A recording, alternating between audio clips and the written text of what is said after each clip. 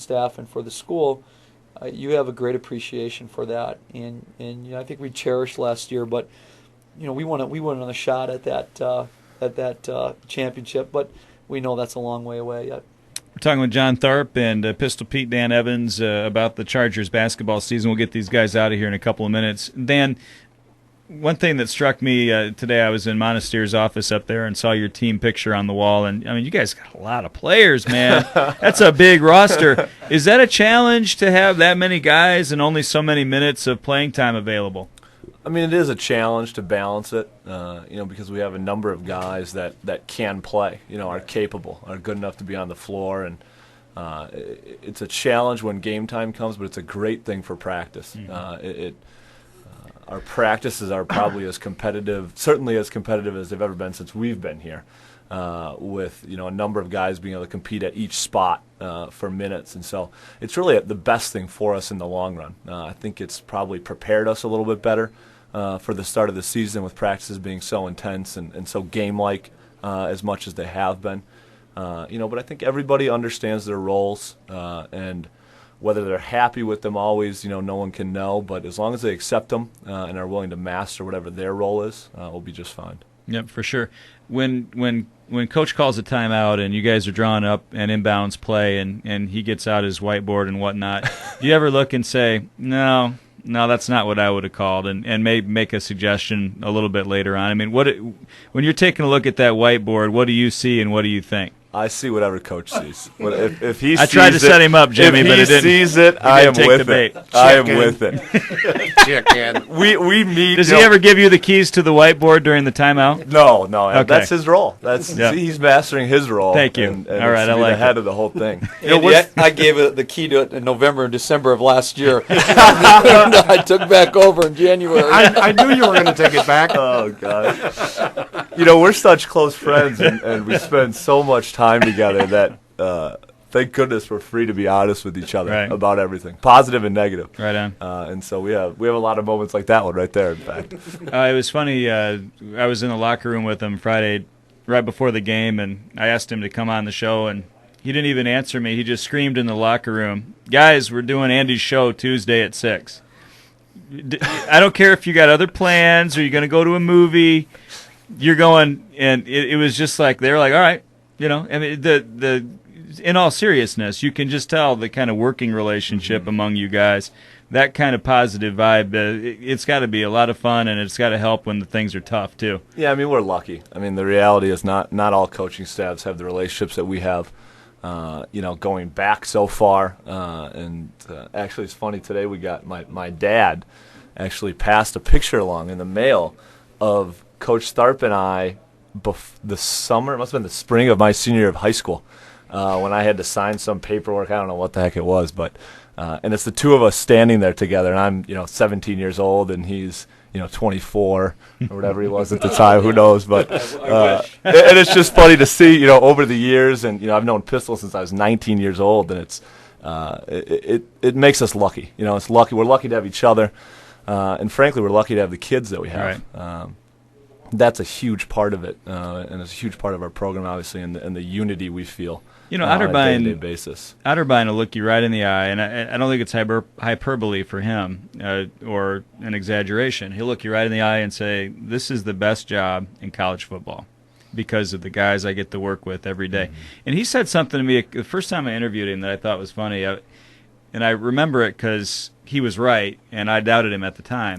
But I said, "Man, how are you going to play with Grand Valley and Saginaw, Coach, when you can't recruit all of these kids because of grades and all of the rigors of the classroom and all the rest of it? You don't expect to really be able to compete with those guys taking the JUCO transfers and all the rest." And he looked me straight in the eye and said, "What if I believed that for 1 second, I never would have taken this job. Period."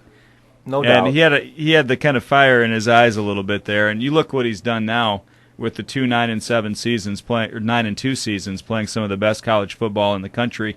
He's made a believer out of me that it can be done. And seeing what you guys are doing already with this program, it's got to be exciting to work with that kind of caliber kid on a daily basis. And it absolutely is. We're different. Every sport in our athletic department is different than the rest of the league, than the rest of the country. But I think that's what everybody embraces. that challenge, and we do get to deal with the highest quality of kid, and it makes our lives easier to not have to deal with some of the off the court or off the field issues that other people have to deal with. But just to get a chance to work with such good kids makes day-to-day life much better and much happier. Yeah, I mean, Otter just said, John, that he didn't have to get up at 6 o'clock every morning and roll the kids out of bed to make sure they're going to class. And he really appreciates the opportunity that he has. And you're seeing that in the entire athletic program right now. And it starts with Dr. Arnn and Dr. Brubaker. I asked Dr. Brubaker at the football banquet, I said, Don, that when you coach basketball, did you teach your kids to dribble across the half-court line and chuck it up with 24 on the shot clock? And he just, if you know that, Don, he kind of gives me this dry little smile, and he said, no, I didn't. Kind of taking a little run at Ohio State Newark there, but yeah, I was. I'm not going to lie about it. They're not listening. But, with the relationship you have with Don and Larry, too, and the kids, it's got to be a good spot for you, even though maybe sometimes you look back thinking, how did I ever find Hillsdale? Well, I tell people back in Appleton, Wisconsin, when they always ask me, why did you leave? And I tell them, when you meet people like President Arnn and you have an opportunity to interview and meet the people that are on this campus, guys like Kenny Cole and Mike Harner and John Cervini, and you start realizing how much the passion of Hillsdale athletics that goes years and years ago, you realize what a special place it is. And with our current athletic director and Don, he's done a wonderful job, and he's created an atmosphere where we don't call this work. Right. This isn't a job for us. This is our passion, and we enjoy it, and we do feel blessed to being here. We just think it's a wonderful place. I don't think we understood exactly until we got here and started to meet the different people what this place really was about. We had an idea, but we really didn't. Do you know. coach the double pump corkscrew 3 from 15 feet behind the arc? No, we don't. Okay, no, just we making don't. sure. Absolutely not. You can't coach that. No. I sat with a bunch of the basketball players the other night at the volleyball game, and one of them said, "What do you think?" And I said, "There are fraternities on this campus that could have handled Newark." Yeah. It was a little sacrificial lamb. I think. I think some of the discussions that we had last year about the scheduling that was done with playing, number 1 on the road and number 3 on the road, I think we went the other way. But we knew we wanted to start. We knew that we had to be on the road, game 2, game 3, game 4, with tough Division II competition. We come back the Wednesday before Thanksgiving, and then we have a very good Lewis team coming on that Saturday, which is going to be a huge in-region game for us. And the truth of the matter, the when you get into conference play, the day, those teams, those games are such wars that I thought it was a good idea for us to bring somebody in just to get a start. We really didn't know how bad they were, but I think it gave us a warm up for what we needed to do to figure out for Monday, past Monday, which we won. So I'm going to put you on the spot, and then we'll get you guys out of here. What has to happen this year? What has to be the key for your team to get where you want to go? I know it's hard to put it all into one kind of phrase or comment, but what's the key to that? Well, I think one, we need to continue with the work ethic that we've had on a day-to-day basis, and we have to rebound the ball better than what we've done the last couple of years. It's been a real weakness of ours. We think we have enough scoring and shooting on the floor. If Washburn can continue to give us the minutes that he has with his back to the basket, it will help us a great deal. It's a group of guys, if they continue to work and they continue to have the passion for each other, and we can rebound the basketball, I think we have a shot to do some things. But it's we all know how things can quickly change in that fine line between competing for championships or competing to win a game.